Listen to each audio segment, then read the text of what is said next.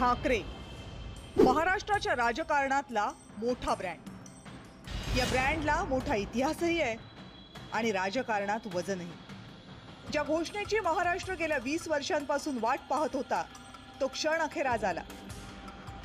राज ठाकरे आणि उद्धव ठाकरे पुन्हा एकत्र आले, अधिकृतरित्या एकत्र आले. दोन्ही ठाकरेंनी आज एका पत्रकार परिषदेत तशी घोषणाच केली. पण ही युती सध्या तरी संपूर्ण महाराष्ट्रासाठी नाहीये, कारण मुंबईसह अन्य काही महानगरपालिका ठाकरे बंधू एकत्र लढणार आहेत. एकत्र आलो आहोत ते एकत्र राहण्यासाठी. महाराष्ट्राला मुंबईपासून किंवा मुंबईला महाराष्ट्रापासून, मराठी माणसापासून तोडण्याचा प्रयत्न करेल त्याचा राजकारणात खात्मा केल्याशिवाय राहणार नाही, शपथ घेऊन आम्ही मैदानात उतरलेलो. आमच्यातल्या कोणत्याही वादापेक्षा महाराष्ट्र मोठा आहे असं म्हणत राज ठाकरे यांनी या युतीची घोषणा केली. कुठल्याही वादापेक्षा आणि भांडणापेक्षा महाराष्ट्र मोठा आहे. आणि मला असं वाटतं तिथून आज आम्ही एकत्र येण्याची सुरुवात त्या वाक्यापासून झाली.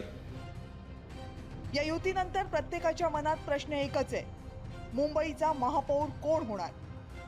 राज ठाकरेंनी याच पत्रकार परिषदेत त्याचंही उत्तर दिलं. मुंबईचा महापौर मराठीच होणार आणि तो आमचाच होणार.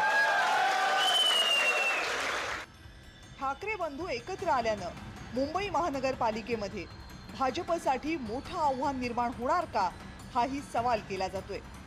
पण मुख्यमंत्री देवेंद्र फडणवीस यांना तसं अजिबात वाटत नाही. ते एकत्रित आले याचा मला आनंदच आहे.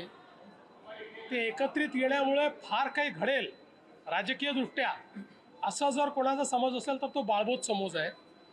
आणि मी म्हणजे आता असं सहज माझ्यासमोर TV चालू होता म्हणून मी आपलं बघत होतो, तर काही माध्यमं तर असं दाखवत होते की जणू काही रशिया आणि युक्रेनचीच युती होते आहे. इकडनं झेलेन्स्की निघाले, तिकडनं पुतीन निघाले आणि आता ही युती झाली.